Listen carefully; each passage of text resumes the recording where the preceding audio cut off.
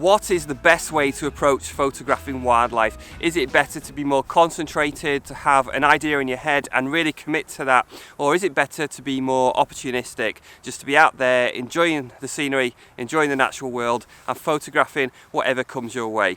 There are many scenarios for wildlife photography.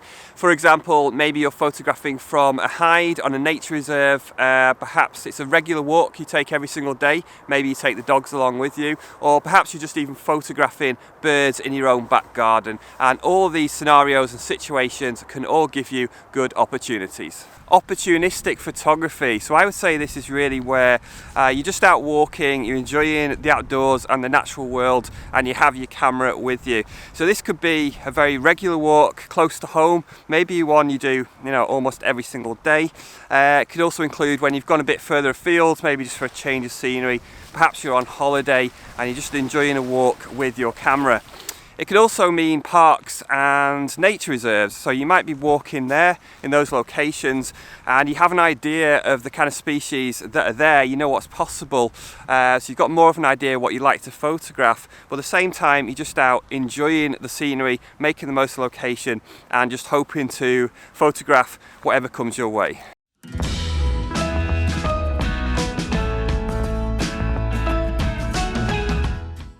The advantage of this type of photography is that you just don't know what you're going to get. So that is kind of the appeal really, that unknown factor, that uncertainty, which can make it more exciting. You really have no idea what might turn up, and indeed sometimes anything can. So I had a fantastic encounter earlier this year in the summer where I was doing a one-to-one with a client, and we were actually lucky enough to come across a few stoats. And the stoat is something that I hardly ever see. I hardly ever see stoats and weasels, but there'd been a family of stoats, and one of the stoats in particular kept running down the path and then running across the path, and we were able to get down to ground level and get some really nice images. It never came massively close, but it didn't really matter too much. I would have been lovely if it came close for a really good portrait, but just that experience to see a wild stoat and to get pictures of it was fantastic, and it was such a surprise. Again, it was just completely out of the blue, never expected it. And another encounter I wasn't expecting was with a really nice male bullfinch. Now I have photographed male bullfinches at my feeding station, but this is just different because I actually found this bird and it was feeding on the seed heads on the top of the plant, and it was right by the side of the path. I could just about get close enough with an extender to photograph it, and I just got some really lovely natural shots, completely natural behaviour and uncontrived, and again simply because I was out there walking around and taking advantage of those opportunities. What about the disadvantages of this type of photography? Well, you could argue that the main disadvantage is in fact the same as the advantage, in that you don't know what you're going to get.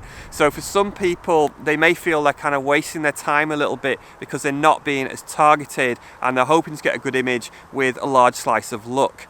The other main issues are getting close enough to the subject and the light in the background. So if you're out walking with your camera, you simply might not be able to get close enough. Maybe it's the tolerance of the subject, or maybe you've got something in the way, a fence for example, you can't close that distance down. Also, you're going to be more restricted, generally speaking, with the light in the background. You're just going to have to deal with it as it is. For some people, this isn't going to be an issue because they're just happy to record the moment and they've enjoyed that experience and that part of the day. But for other people, they're going to be much more concerned about the photography and getting the light in the background perfect. Planned photography. So I would say this is where you're concentrating more, targeting a specific species, or you may be targeting specific weather conditions. So a great example of this, I think, for a really planned setup is where you could photograph at a feeding station for small birds, and this is something I've done for many years, and a couple of years ago set up probably my best feeding station so far. And the idea here was to be very, very concentrated on trying to get very specific images which were really like calendar images, common birds, but trying to get them with really nice, very out of focus backgrounds. So from thinking about the kind of images I wanted, I was very careful on where the lighting was going to be for my hide to be put up, and also for the background I was going to get. And then from there as well, it was a case of putting up different perches, tinkering with different perches for different birds, and when you do that you can just be really so creative and you're in complete control. That's the best thing about those kind of setups, is you're in complete control of everything, from the light, the background, and even the perch that the bird is perching on. I think the main advantage with this type of photography is that you're just in as much control as you can be, and you can kind of fine-tune things, tweak things as much as possible to get the image you're after, and that can really help with your skills, developing skills and creativity. Also, if you're doing this kind of setup photography work, then you're able to repeat the process. So anything where it's reliable, you're able to keep repeating the process, and if you do that over and over again, then it really helps you to learn, and it's certainly going to help you to get the best picture you can in that situation.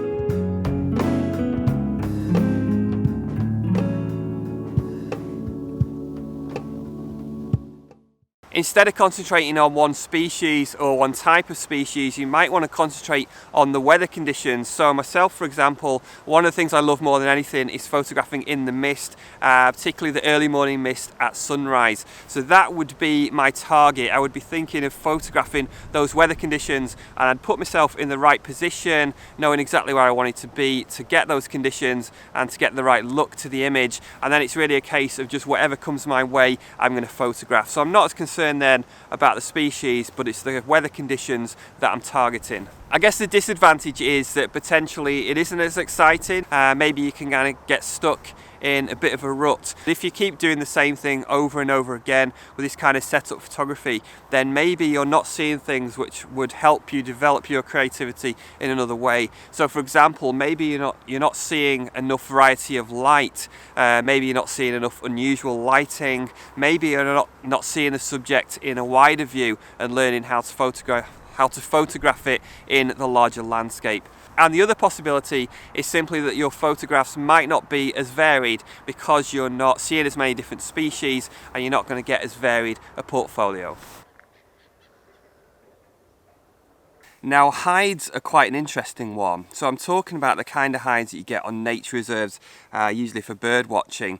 Now these kind of bridge the gap. They're kind of a little bit of both really, because you're in a fixed position. So what you're looking at, you're not going to have much chance to move around. Maybe if you change seat a little bit you can, but basically your outlook is going to be pretty fixed. There's a robin right above me.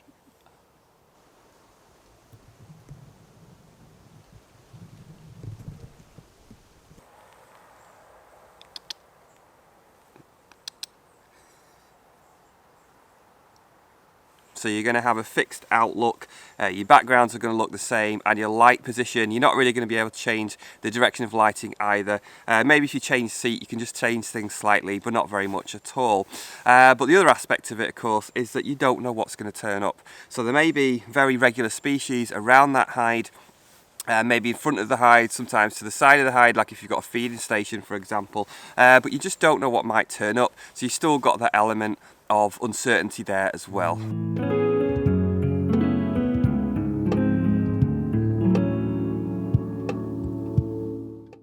For myself, so what do I prefer? Well, I think a lot of you probably know the answer to that. I really enjoy the more planned photography, and the reason for that is I love having an idea in my head of an image and then actually thinking it through and setting everything up, preparing it, executing it, doing everything technically, and then getting a result at the end. That for me is just something I really enjoy, and I find it very creative and rewarding. And the other thing as well is, if you're working from a hide, for example, with those more set up projects, then you can often just get closer. So I just enjoy being closer to the bird or the animal, and if you're kind of photographing when you're walking around, a lot of the time that just doesn't happen as much. So for me, I do enjoy the planned photography.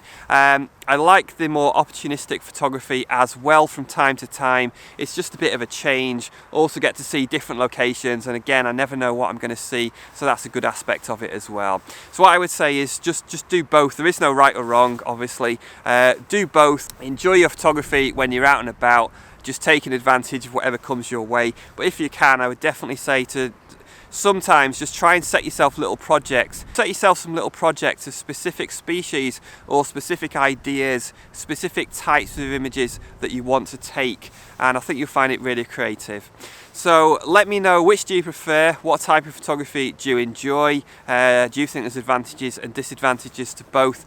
As ever, happy to hear from you in the comments box. I am freezing my butt off out here right now, but the sky's beautiful, so that's making up for it. Thanks for watching. Do subscribe. If you're going to subscribe, make sure you press that bell icon next to it. And I put a video up here about what settings maybe you should use if you're walking about with your camera. Thanks for watching, see you next time.